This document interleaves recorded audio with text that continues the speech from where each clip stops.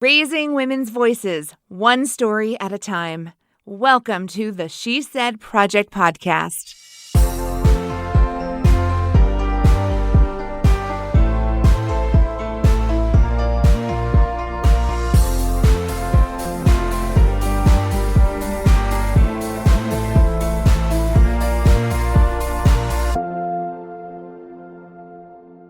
Well, hi, friends and fans of the She Said Project. Welcome back to the She Said Project podcast. I am just one of your hosts today, Jeanette Jerzek, National Director, and welcome. And in the studio with me is my friend, my dear friend and co-host. Hi, Carrie Rosso.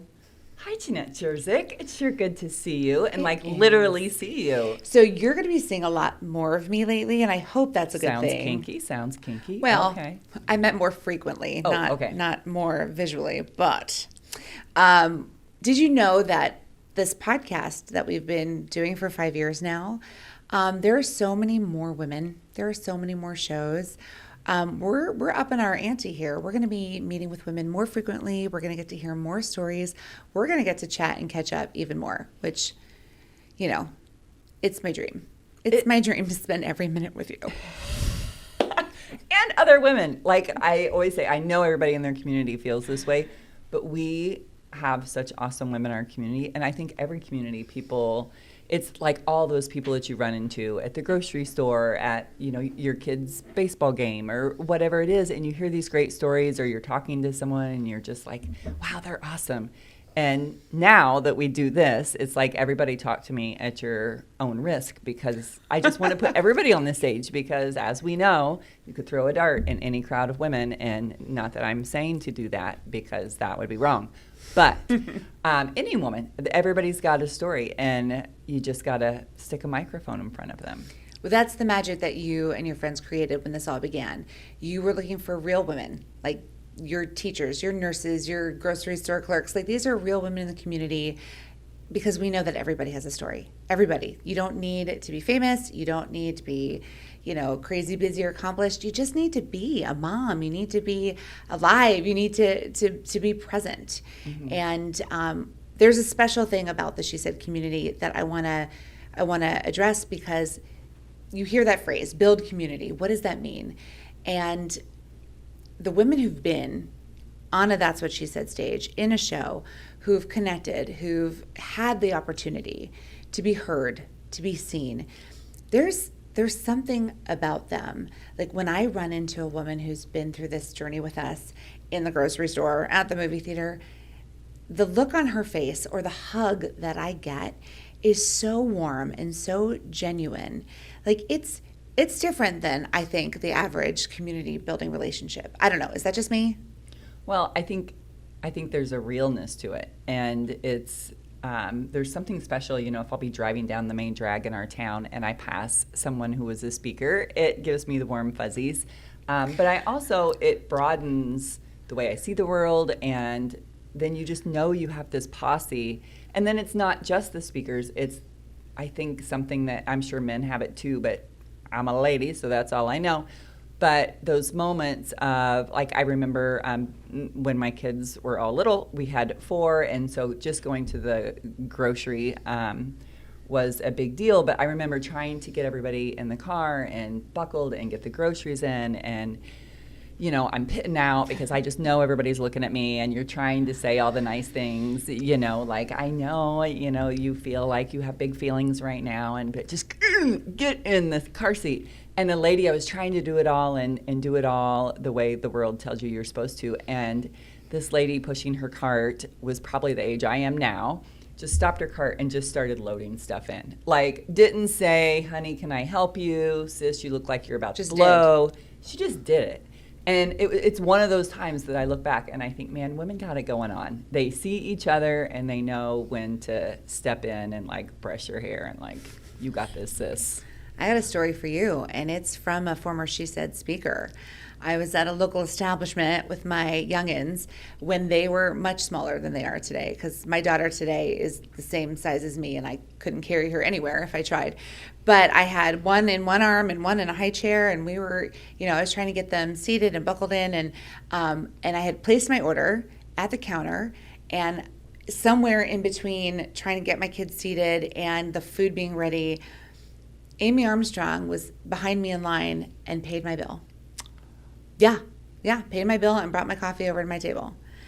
And Amy, who's been in That's What She Said here in Champaign-Urbana, like, I just looked at her and I was like, you didn't have to do that. Thank you. And her words to me were, I remember when I was the hot mess. I remember when I was the mom with my arms full and too much. And, she's only a few years ahead of me in the game, but she was in a position and she took advantage of that. She paid it forward. She said, I'm in the position to help you out. And I'm going to do the same. Yeah. But well, that does sticks not with me. surprise me about her at all. It is just an awesome story. And then when somebody else, there's enough in the world that we can get all like, ooh, angry and fired up and feed off of that. Mm-hmm. There's also enough in the world to feed off of in that way. And because I'm competitive, I'm like, oh, did Amy really? I'm going to Sam's Club tonight and I'm going to pay for somebody.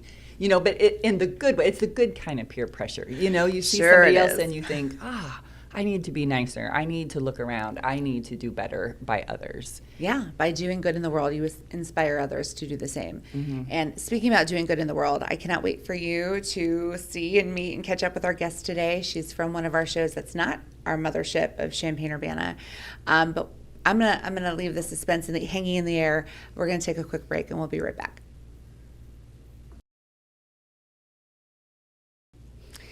I am still reeling about remembering these moments where women showed up, unexpectedly, lent a hand, lent $1, just women who are there for other women. They rock my world.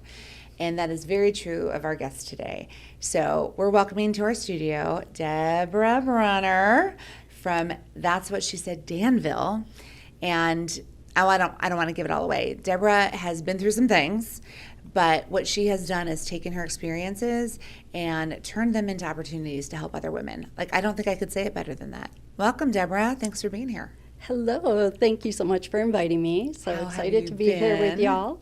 Did you resonate with our stories? My gosh. I mean, you're a mom. Yes. You've been through it. I have been through it, and I actually have a short one. Bring it. I was, at the time, working customer service at a grocery store, and I was just, exhausted, like you were saying. And I was just smiling, helping the customer go through the line. And then when it was all said and done, she goes, my goodness, you were just so nice. If only more people would be like that. And I was like, oh, well, thank you so much. Like 3 minutes later, she comes back around with a bouquet of flowers. Yes. Oh, my goodness. Honestly. And I was just like, how do you not?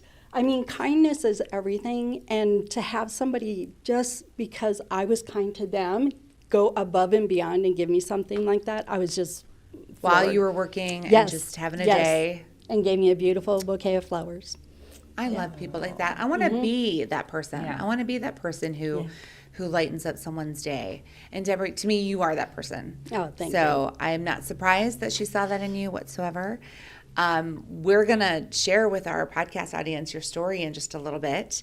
And it is involving your past, your motherhood. Let's start at the beginning, because before the story you shared on the That's What She Said stage, you'd already been through some stuff, and you had already written a book about it. Like, let's talk about it. Let's talk about your book was called... Let me regain my mind here. You Deserve This, Not That. Living an Abundant Life After Abuse, Addiction, and Near Life. Okay, that is a mouthful. You deserve this and not that. What is the core premise of that book? It was, for me, I really wanted to just share that experience and that love with other women that have been poured into me. And it was about finding out that I really was worthy, that I was this person that could receive good in the world. After all the hardships I had went through, and then raising my son alone for most of my life, I mean, it was just a time in my life where I needed to pivot. And I said, I'm going to choose me and my son, and we did. And it was a lot of work. And that's what I write about in the book. You have to go through these things. You have to tell yourself over and over, I am worthy. I do deserve good things.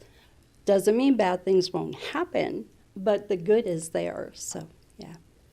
So why did you write a book? I want it to inspire other women and help them be empowered and know they're not alone. We don't have to do life alone. We don't have to be that lone wolf. We can reach out and extend ourselves to others. What was the feedback you got from friends, family? Like we talk about women being brave and vulnerable all the time. For you to put your story of surviving domestic abuse out into the world like that, this is she said, like she's already got the makings of a great speaker. You know, that is vulnerability right there. Yeah. What did that do for your world, your family, your friends? It was people that did not know the full experience. Mm-hmm. They read it and then they cried and they came up and they would hug me and be like, oh my gosh, I'm so sorry. I didn't know you went through all that. And it was really, I knew I was going to touch people and help people, but I think to that level, I wasn't expecting it. My family was supportive. They were my rock through everything. My mom and dad, Red and Rosie, love them. And they helped me become the woman I am today, along with my son, Michael. You going to write a book, Carrie? I'm still stuck on Red and Rosie. That is a great couple name. You need to write a book, Red and Rosie. Red and Rosie. Yeah, and my brother is Mark and Mary, his wife. Oh my gosh, that is fabulous. Yeah. So many stories. I saw the gears turn in when you were listening to Deb. Like, it's already an incredible story. She chose to be a single mom, raise her son, tell the world her story, and then a lot of things changed. Yes, and I went to college, and there was, again, it was about proving to myself all of the things that other people had told me weren't true, and I needed to prove it to myself. So when I went to college, I worked 3 jobs, put myself through, and again, the support from other people there, helping me and guiding me and directing me. I mean, by my own, I'd be like going in circles all the time. So it was great to get the support, but that was it. And then I met my husband, who I'm currently married to over 30-some years. We've been together, yes. Amazing. Yeah. Congratulations. 1992 we met, and we have been together ever since. Okay, that is the year I met my husband. Side note. Oh, Mom. Wait, what's his name? Dave? Deb Corey. And Dave? Corey. Corey. Okay, you broke the cycle. No, my first husband was Dave. Oh, geez. See, so that didn't work. It did not work. Well, okay. It doesn't work every time. Okay, so there's a huge next chapter in your story that I'm familiar with because it's what you brought to the She Said stage. So we're going to take a brief pause, and when we come back, we'll share your story, your performance from that night, and then we'll talk about what happened next. All right, so I'm so afraid if we just keep talking, I'll give it all away. So I think we should play your performance from That's What She Said. So, Deb, you were on stage in Danville, Illinois, which is not too far from where we sit today, in the second That's What She Said in 2024. Please enjoy this performance by Deborah Brunner with her story, I Wrote the Book.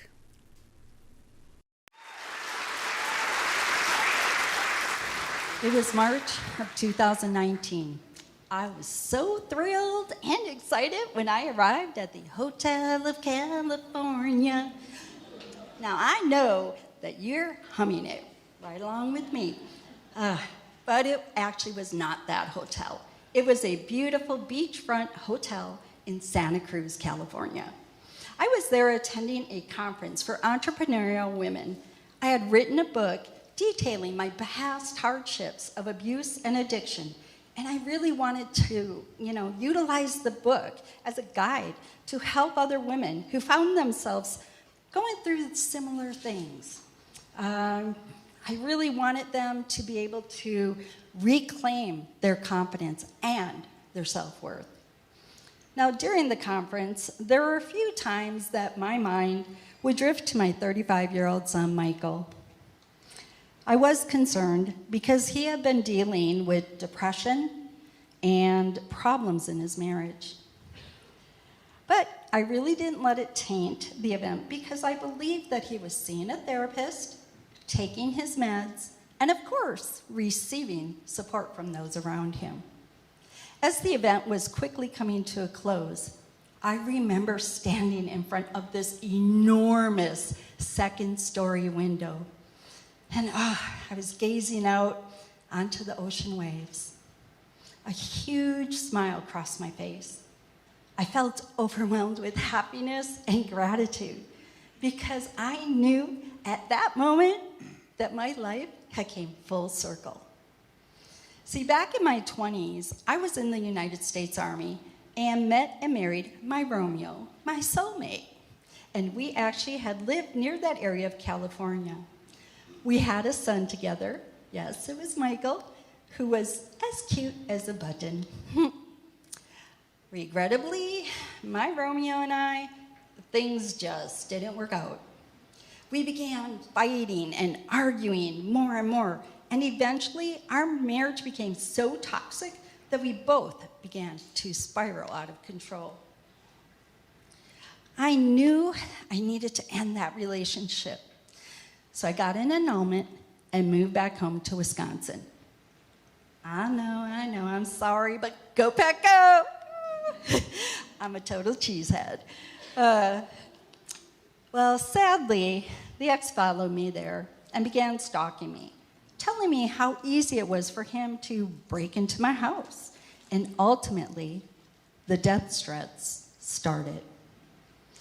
There came a point in all of this chaos when I just couldn't take it anymore. I felt completely defeated. So I gave up. And that decision nearly destroyed me. It took a near-death experience from a coke-induced heart attack at the age of 24 years old to wake me up. And I realized then that I wanted a different life, a better life, one where I could be free from the lies, from the cheating, and the abuse. And I wanted that for my little guy, Michael, too. That is when I finally made one of the best decisions I have ever made. And that was to turn my life around. This was one of those huge, pivotal moments that we all face in life at one time or another. From that point on, it was me and Michael against the world. Every single day, he gave me the strength and the inspiration to become the mom that he deserved. So I kept pushing on, rebuilding my life layer by layer. While I continued reflecting on my journey through that, as I stared out that window, I realized I was now embracing the life that I had only envisioned in my dreams. I had graduated from college and met my amazing now husband, Corey, and together we have a son named Trevor, who is also as cute as a button. Here's the thing, though. He is 15 years younger than Michael. What was I thinking? I know. Now, with 15 years apart, I really didn't believe that I would have to deal with sibling rivalry. But man, oh man, let me tell you, it was there. Those of us who have siblings know one of the best things about having them is that you love them. And boy, it is great to pin the blame on them so you won't get in trouble. I remember one time I came home and I saw that my Lucille Ball collector's plate was shattered all over the ground. Oh my God. When I asked Michael what had happened, he said that Trevor had kicked a ball all the way up to the ceiling and broke it. Well, Michael sat there with this smug little look on his face, like he was going to get away with it. But let me tell you a little secret. I knew it wasn't Trevor, because Trevor, he couldn't even walk yet. And there was no way he was going to be able to kick the ball from the floor to the ceiling while still being in a stroller. Oh, as the years went by, they both continued to blame the other one when things went wrong. And they were up to a lot of shenanigans throughout their years, but they actually ended up being truly the best of friends. To the point that Trevor, he always called Michael his hero. After returning home from the conference, I was ready to take my business, Heroic Women Warriors, to the next level, especially with this new course that I had created called Breakthrough to Your Inner Warrior. I was proud of myself for finally saying yes to my destiny. I knew this is exactly what God wanted me to do. And I had waited a long time for this. And now I was on fire and ready to go. Little did I know that a few weeks later, on April 13th, I would get a knock on the door that no mom ever wants to get. It was a police officer telling me my son Michael had died. Through my tears, I asked him what happened. And he told me Michael died by suicide. I ran into the living room, dropped to the floor, and started sobbing. No, Michael, why? No, God, how could you take him away from me? He was my everything. He gave me the strength to leave the abuse, to quit the drugs, and to turn my life around. And now, he was gone. Michael, God, why? As I wept, I understood how God feels when he loses his children. I tried to fight it, to forgive, to understand, but my heart was filled with anger and hate. How could those who loved him just watch him wither away and die? So many things that once mattered to me now seem petty in comparison. The laughter that Michael brought to the family, the love, the achievements, all of it disappeared into darkness. I felt like a complete failure. I believed I had no business coaching. I couldn't even save my own son, so how could I possibly help anyone else? That narrative, it played over and over in my head. Day after day, I cried and sobbed, feeling like I couldn't go on. There were times I wanted to die. But deep in my heart, I knew that wasn't true. What I wanted was the searing pain of losing my precious son, Michael, to end. I didn't know if I was ever going to catch my breath again. But then, I knew. I knew exactly what I needed to do. I wrote the damn book. I knew this journey all too well. I knew I was going to have to reconstruct my life again, step by grueling step. I knew that I would have to go all in, living and breathing the life I desired. I knew that I would face struggles, and there would be challenges along the way. I knew I would need support from family, from friends, from God, from therapists, and most of all, a grief coach. I knew then, like I do now, that I will not be defeated. So today, I will honor Michael's memory by standing on his shoulders.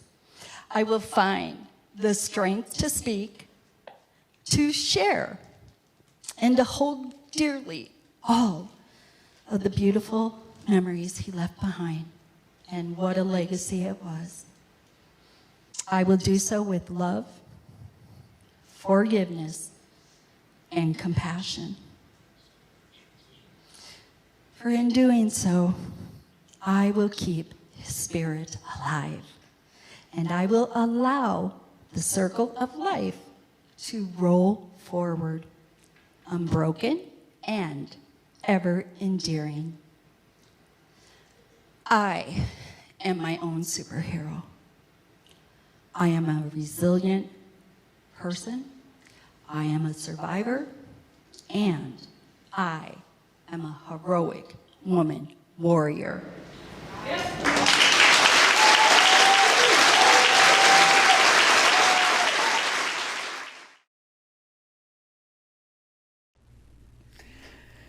Ah, Deb.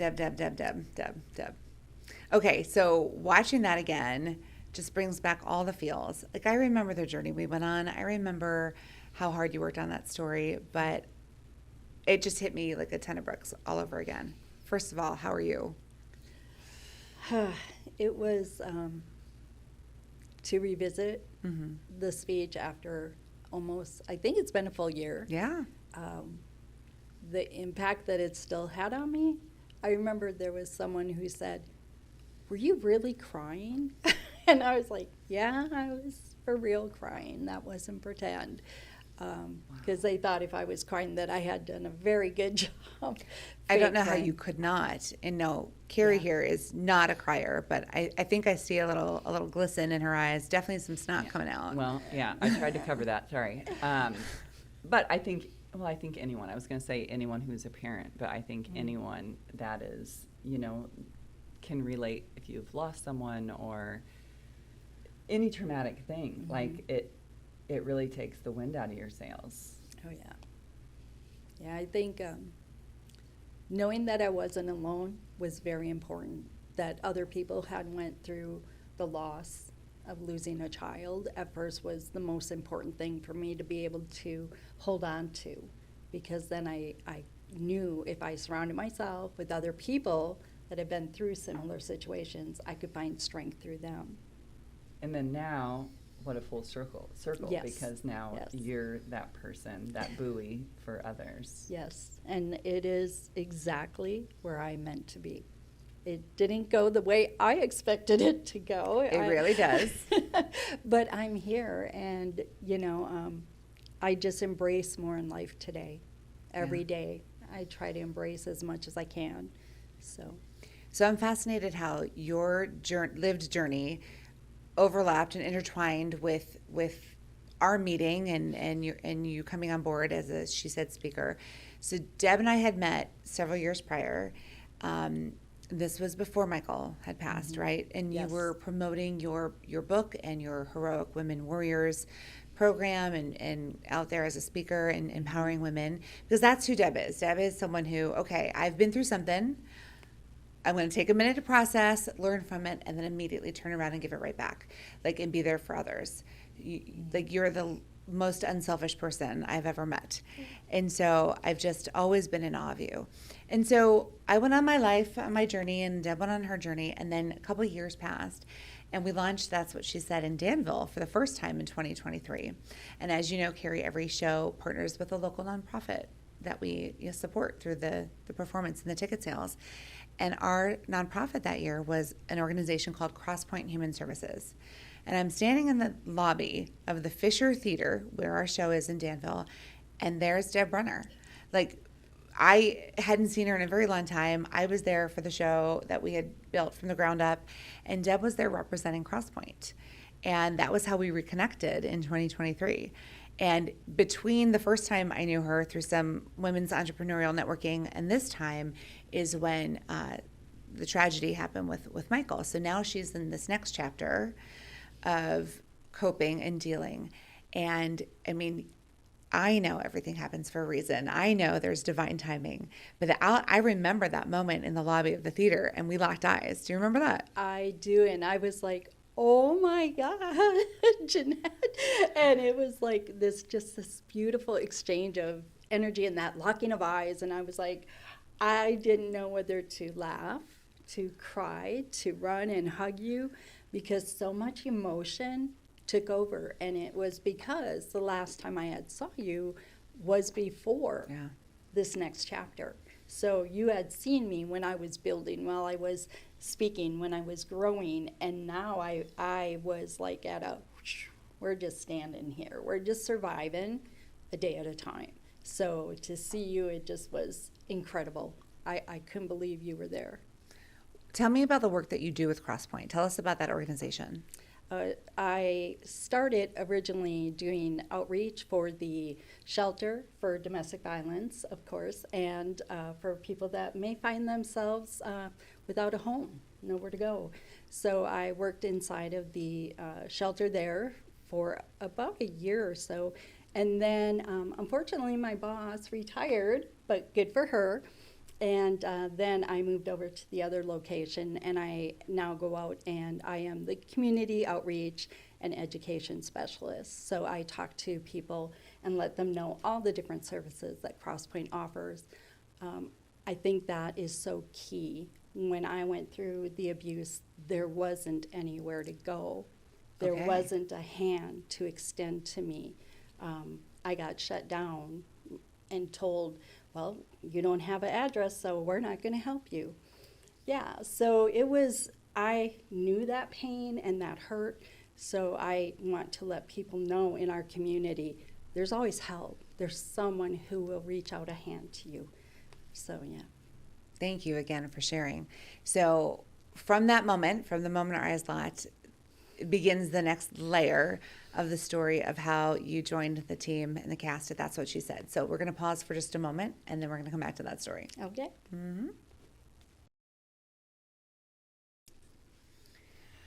Okay, so this is a lot. I just feel like I'm just absorbing and processing everything, and like just so grateful that you are in the world and thinking of, again, full circle, that you had a roadblock from access to getting support, and now you're the person that's removing those roadblocks and making sure that people have support. It's just amazing. Thank you for doing that. So all of this, so the eyes locking, all of this happens. Were you immediately like, I need this woman on this stage? Yes. Or Yes, were I was. Yes, I I was was. gonna say, in another universe, it would have been like this big romantic, like running across the beach, beautiful, passionate moment. But it was this moment of women in a vulnerable, truthful moment. We had a little bit of history, but there was this catching up of what have you been up to? And when you haven't seen someone in a while, and you ask them the question, how are things? What have you been up to? That's a loaded question, especially when Deb's didn't answer. know. I had no idea. No. She had none. And Deb's answer is, well, my son is gone. Like that's a lot. That's a gut punch for all of us. Yeah. And so there was a moment of, I knew she was a speaker. I knew that she was passionate about sharing her story to help others. So there was a moment of, is it time? Because sometimes it's timing. We always say the story needs to come from the scar, not from the wound. If it's too fresh, it's too painful, it's not right. It's not the right time. But there was something magical about the timing, and I think you were ready. Did you feel ready? When we first talked, I almost said no, to be honest. I didn't know if I could be that vulnerable about this part of my About life. everything, yeah. And I know I had considered just sharing about my addiction and That's right. the abuse, and I wasn't really going to discuss Michael. But as we talked and we went through the process, it was like, yes, it needs to be this story. This is what needs to come out today. So, And I think that was just as much for you as it was for anybody else. And so I've told this story before, but it bears repeating. So Deb's cast, they're all special. I can't lie. Every cast is special. But the first night that Danville cast got together and each woman shared what they thought their story might be, there was some energy in the air that night. It was incredible. And I remember vividly when you shared, Deb, you went through the whole thing. It was, she was in a safe space. She was with women who some she knew, some she didn't, but it didn't matter because we were there all for the same reason. And she shared it all. Like, we heard the whole thing. And I remember you saying at the end, you said, I think that's the first time I've said, the entire story out loud. Yeah, it was. And if I've learned nothing from you, Carrie, it's the power of saying your story out loud and what that does for all of us, but the healing and the relief that it brings you. And that's what I felt that night. It was such a release to, first of all, to say like you did, it was a safe space. I knew I was with other people that were powerful, strong women that were sharing their stories. And I honestly did not think I was going to do the whole TMI thing. I'm like, oh my goodness. After I was like, what? There it is. But it is that whole power of getting that out, to say it vocal, to speak it, to give it that strength, to say it doesn't have to reside in here, it can come out.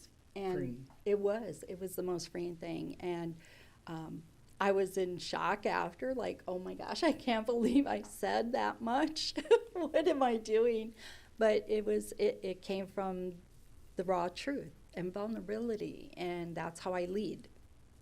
The same way. I will lead with who I am. I will show you my vulnerability and my strength, because that's the leader I am today. So yeah.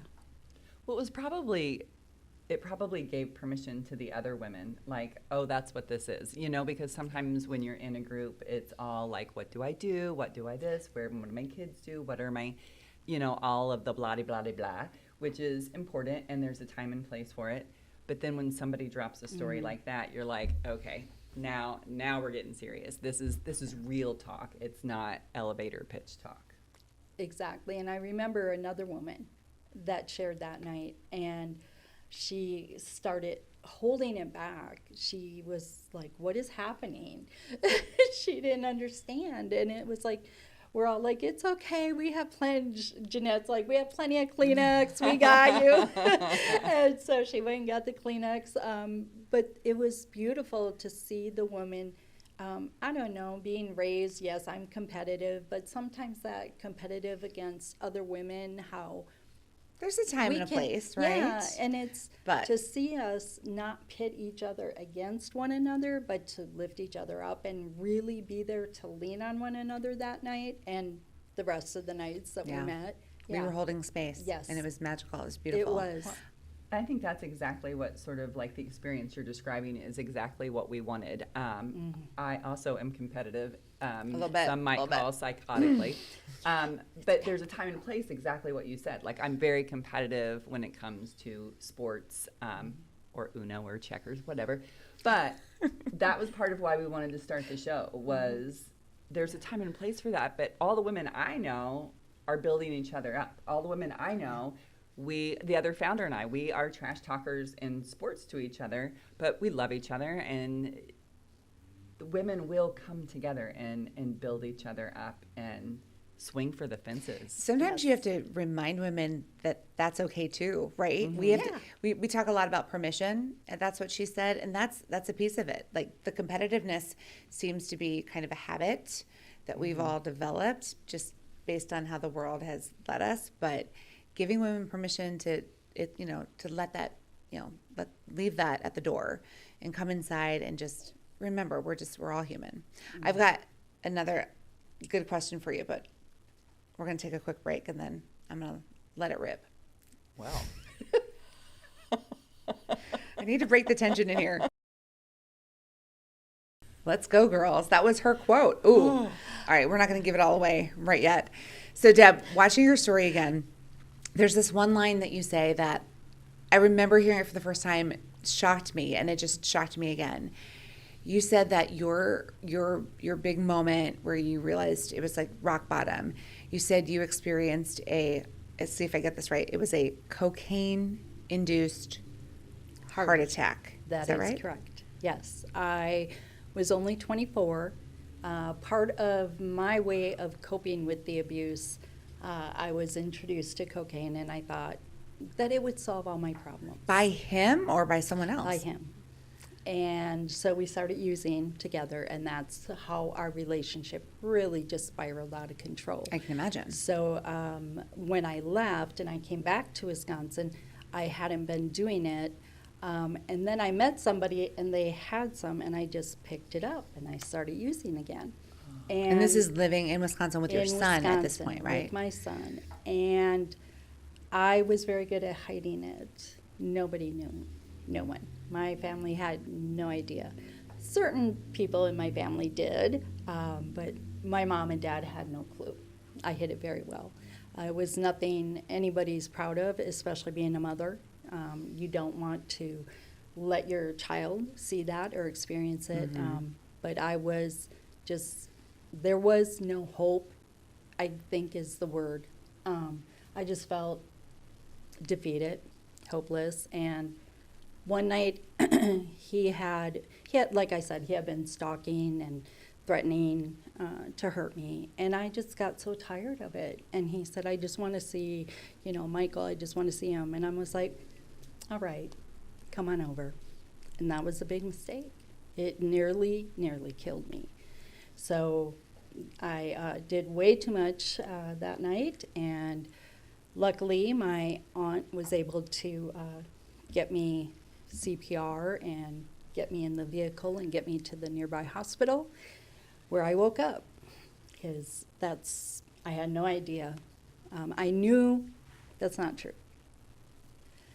When I was going into the seizure right before the heart attack, I remember looking up and saying, I'm going to die. And I knew I was going to die. So imagine my surprise. I wake up and there's all these monitors on me and the doctor's there, and I'm like, oh, I'm still here. So I kept like drifting in and out of consciousness. So, but yeah, so that was my big wake up, and it was when I made the decision to choose me. No more running, no more hiding, no more lying. And I told my parents, I got them on the phone. I said, you guys need to come here. And I told them the truth. Oh, wow. And my mom was like, my daughter, she is using drugs. Oh. And my dad, who's like super hardcore, was like, it's okay, honey. We'll work through it. We'll figure this So out. you were given a second chance. Yeah, I was. And here's a very side note. The house I was living in at that time used to be a nunnery. Nuns had lived there. So I was like, whoa, okay, I'm still here. Yeah. So I knew I had a purpose and I had a message. It took me a long time to get there. So, yeah, that was that chapter. And I think there's a lot of stigma for women. There's a stigma for everyone who is fighting addiction. But I think when you are a mother, there's just a whole next level of, so that you had the strength to, like, I just have to say these things. That's step one. Yeah, I wasn't going to lie anymore. It was years of pretending to be somebody else, somebody that he wanted me to be, or my parents wanted me to be, or everybody else. And it was like, I'm done. I cannot put another fake mask on my face and parade around here. Look at what just happened. Yeah. I was like, no. It takes so much courage to face that and to choose you. So congratulations on that. We're going to be right back. So the question I have for you is, after you went through that and then learning about your son's struggles, I mean, it wasn't out of the blue, right? He was struggling with mental illness. It was out of the blue. He Really? Yes, he had never, there may have been like an incident here or there where he got like upset one day, but it was never anything that weighted him down. And he hid it from us. He did not share it. It was all just, it happened because of the challenges that were going on in his relationship, and he couldn't take it anymore. So it was hard to see that. So, yeah. I was wondering if there had been some sort of, pattern that you recognized after what you had been through. But okay, so as a mom who fought so hard to get her life back, to save her son, to build, this new family, this new life, first and foremost, I'm so sorry for your loss. I'm sure there's not a day that goes by that it doesn't impact you. There are no words. Yeah. But where are you today? Oh my Some gosh. time has passed. You've shared your story. What's next? Well, I am, I think for me personally, the journey continues to grow and to build. I'm actually rebranding my Heroic Women Warriors. I used to focus on the addiction and the abuse. The abuse was like number one.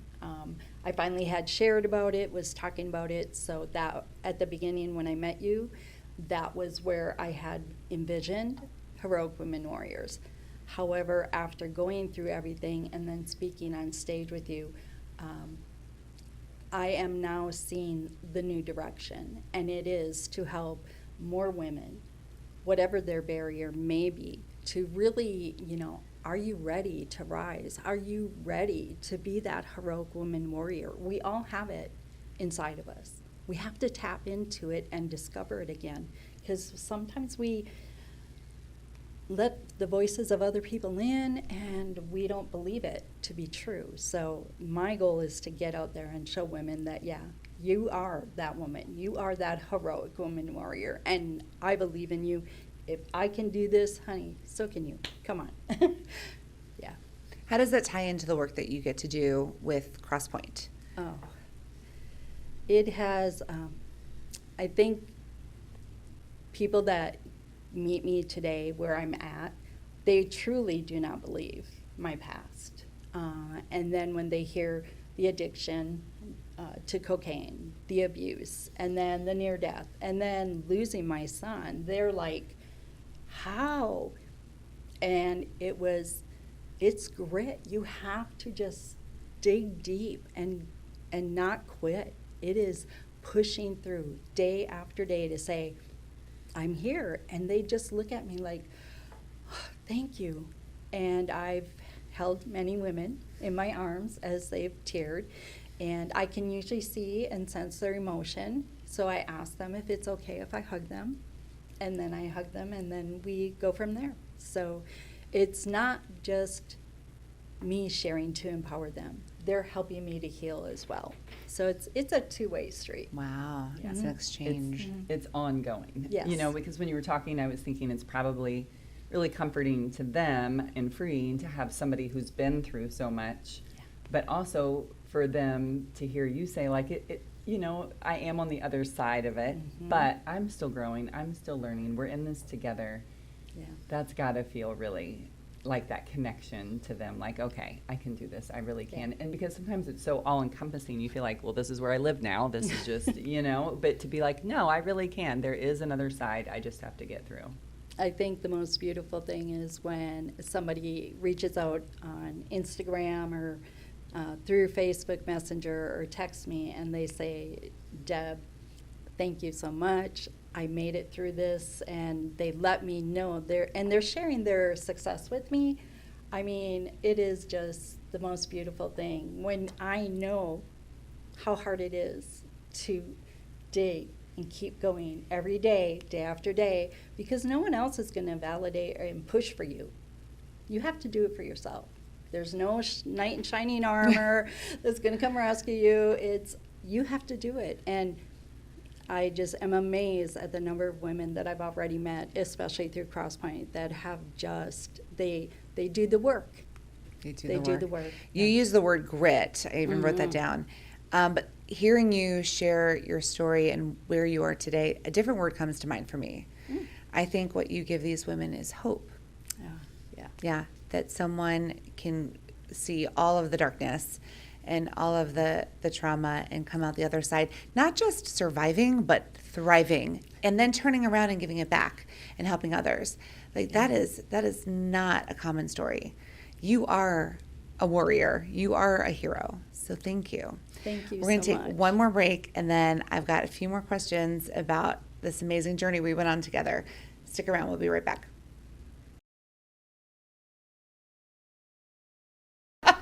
And here we come back. Carrie, behave. Sorry. Carrie is losing control of here. There are shoes flying in the studio. It's a whole thing. Yep. Sorry. So, okay. So, Deb, thank you so much for sharing.